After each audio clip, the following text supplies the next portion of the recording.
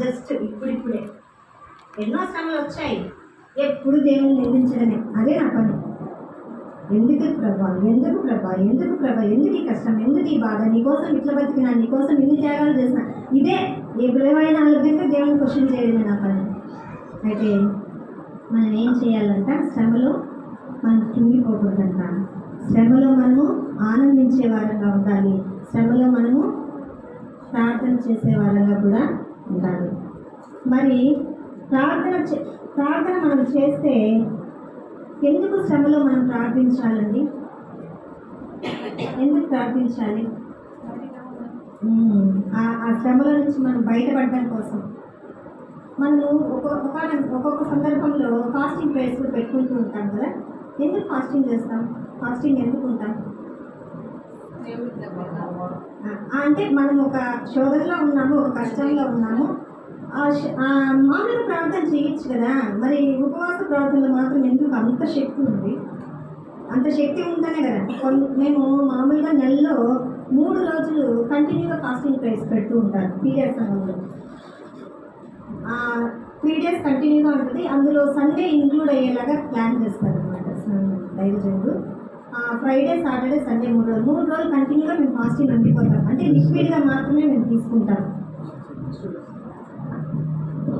లిక్విడ్గా మాత్రమే మేము తీసుకుంటాం. 3 డేస్ కంటిన్యూగా మేము ఫాస్టింగ్ ఉండిపోయేటటువంటి వాళ్ళం.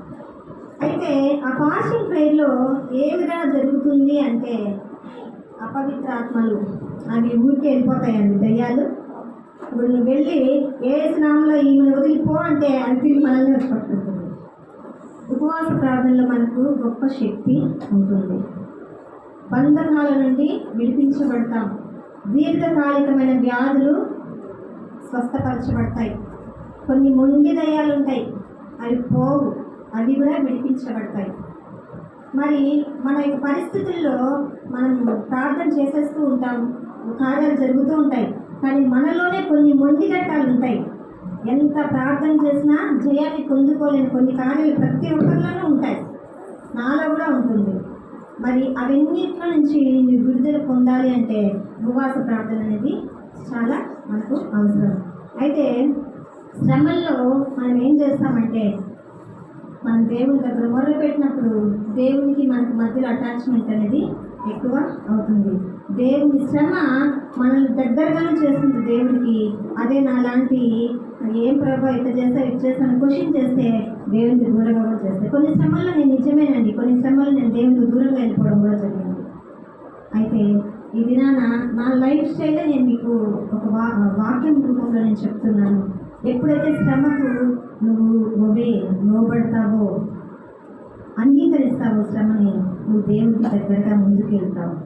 అదే నాకు శ్రమ కలిగింది, నేను ఎందుకు ప్రభు శ్రమ కలిగింది అని నువ్వు దేవుని క్వశ్చన్ చేస్తావంటే నువ్వు దేవునికి దూరంగా వెళ్ళిపోతావు. దానివల్ల మనకు కీడు జరుగుతుంది, నాశనం జరుగుతుంది. ఏం జరుగుతుందో మనకు తెలియదు. అయితే శ్రమలో మనం ఏం చేసే వారంగా ఉండాలా? దేవునికి ప్రార్థన చేసే వారంగా మనము ఉండాలని ఆయన కోరుకుంటున్నాడు. మనకు కొన్ని సందర్భాల్లో మనము కుటుంబాలు నమ్ముకుంటూ ఉంటాం. పెళ్లి కాని వాళ్ళైతే నాకేంలే మా అమ్మ ఉంది, మా నాన్న ఉంది. పెళ్ళైన వాళ్ళైతే నాకేంలే నా భర్త ఉన్నాడు, నా భార్య ఉంది, నా బిడ్డలు ఉన్నారు. నిజమే కదండి. ఇంకా భాగ్యానికి లాంటి వాళ్ళైతే మనవాళ్ళు ఉంటారు, మనవరాళ్ళు ఉంటారు, అల్లుళ్ళు ఉంటారు, అల్లుడు ఉన్నాడు, నాకేం లేదు. మనము మన సందర్భాలను బట్టి మనము ఏం చేస్తూ ఉంటామంటే, మనకు వాళ్ళు ఉన్నారులే, వీళ్ళు ఉన్నారులే అని ప్రార్థన చేయడం మానేస్తాం. మనుషుల మీద డిపెండ్ అవుతూ ఉంటాం. అయితే దినాన దేవుడు చెప్తున్నాడు, శోధనలో ప్రవేశించుకుంటున్నట్లు లేచి ప్రార్థన చేయండి. నీ శోధనలో నుంచి నీ భర్త తప్పించలేడు, నీ కష్టంలో నుంచి నీ భార్య తప్పించలేదు, నీ బిడ్డలు తప్పించలేరు, నీ మనవలు నీ మనవరాలు తప్పించలేరు. అయితే శోధనలో మనం పడిపోకుండా ఉండాలి అంటే, శోధన వస్తుంది, సేవకులకైనా వస్తుంది, మనకైనా వస్తుంది. అయితే ఆ శోధనలో మనం తప్పించబడాలంటే మెలకువగా ఉండి ప్రార్థన చేయమని చెప్పాడు. ఓకే అండి, మెలకువగా ఉండి ప్రార్థన చేయమన్నాడు అంటే